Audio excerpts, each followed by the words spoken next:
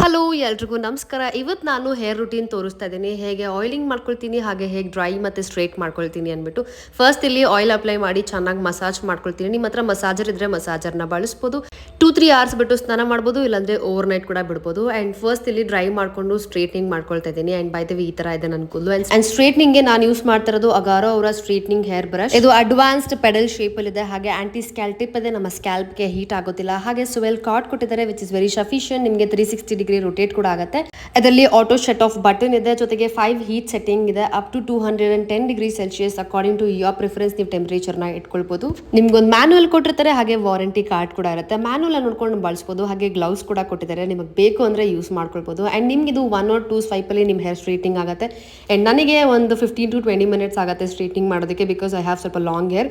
ನಿಮ್ದು ಆದರೂ short hairs ಹಾಕಿದ್ರೆ ಕ್ವಿಕ್ ಆಗಿ ಮುಗ್ದೋಗುತ್ತೆ. And this is how the difference is. ಇದು ಪೆಡಲ್ ಶೇಪ್ ಡಿಸೈನ್ ಆಗಿರೋದ್ರಿಂದ ನಮ್ಮ ಕೂದಲು ಎಂಡಲ್ಲಿ ನಾವು ಇದನ್ನ ಕರ್ಲ್ ಕೂಡ ಮಾಡ್ಕೊಳ್ಬಹುದು. And this is how the hair is looking. And ಇನ್ನೊಂದು ಏನು ಅಂದ್ರೆ ಇದರಲ್ಲಿ ಹೀಟ್ ರೆಸಿಸ್ಟೆಂಟ್ ಪ್ಲೇಟ್ಸ್ ಬಳಸಿರ್ತಾರೆ ಅಂಡರ್ನೀತ್, ಸೊ ಹಾಗಾಗಿ ನಮಗೆ ತುಂಬಾ ಹೀಟ್ ಅಂತ ಅನ್ಸೋದಿಲ್ಲ. And this is the fine look.